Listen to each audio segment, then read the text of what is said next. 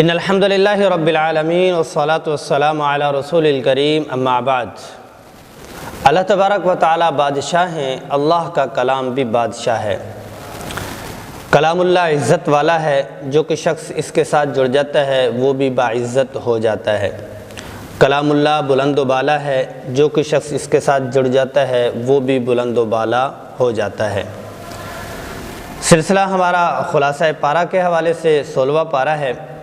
اس میں ایک حصہ سورۃ کہف کا، ایک مکمل سورۃ مریم اور سورۃ طٰہٰ۔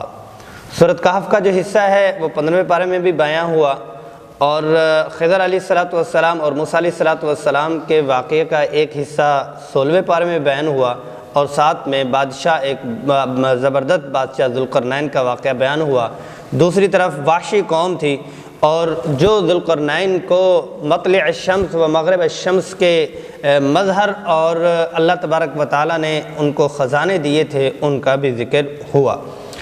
اور جہاں تک سورۃ مریم کی بات ہے، اس میں 11 انبیاء علیہ السلام کا تذکرہ ہوا، کسی کا مختصر اور کسی کا تفصیلی طور پر۔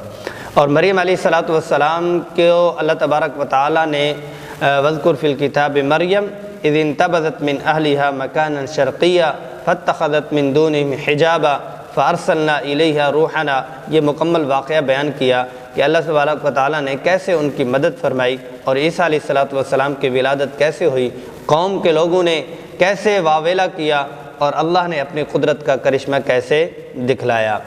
اور ساتھ میں ہی سورۃ طٰہٰ ہے، اس میں رسول اللہ صلی اللہ علیہ وسلم کو تسلی دی گئی، اور ابراہیم علیہ السلام کا واقعہ بیان ہوا۔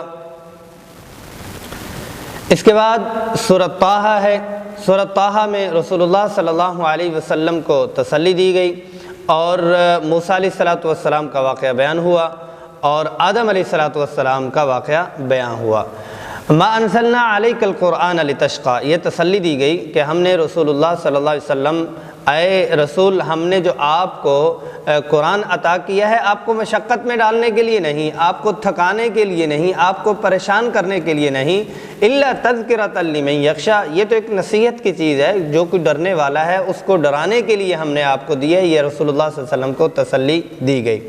پھر موسیٰ علیہ السلام کی قدرت کا جو نظام چلا، ان کا مکمل تفصیلی طور پر واقعہ ہوا کہ کیسے اللہ جل جلالہ نے ان کی مدد کی، اور اللہ نے ان کے عصا کو کیسے سانپ اژدہا بنایا، پھر اژدہا سے پھر اللہ تبارک و تعالیٰ نے ان کو عصا بنایا، پھر بیضاء للناظرین، ہاتھ کو اللہ تبارک و تعالیٰ نے کیسے قدرت دی۔ ایسے ہی دوسرے انبیاء علیہ السلام کی قدرت کے واقعات اس میں بیان ہوئے کہ عقل پیچھے رہ جاتی ہے، اللہ کی قدرت بالکل چمکتی ہوئی رہتی ہے۔ آدم علیہ السلام کا واقعہ بیان ہوا کہ آدم علیہ السلام کو مسجود الملائکہ بنایا، اپنے ہاتھوں سے بنایا، اعزاز اور اکرام دیا، اور اس کو بتلا دیا کہ آپ کا دشمن شیطان ہے، شیطان کی نہیں ماننی بلکہ رحمان کی ماننی ہے۔ یقیناً قرآن مجید اور رمضان کا آپس میں بہت ہی گہرا جوڑ ہے۔ اگر قرآن کے خلاصے کو صرف یہ نبذۃ من القرآن ہے، قرآن کا ایک تھوڑا سا حصہ بیان کیا جاتا ہے، باقی وقت نکال کے تفصیلی طور پر اس کا ترجمہ اور تفسیر سیکھنا اور پڑھنا چاہیے۔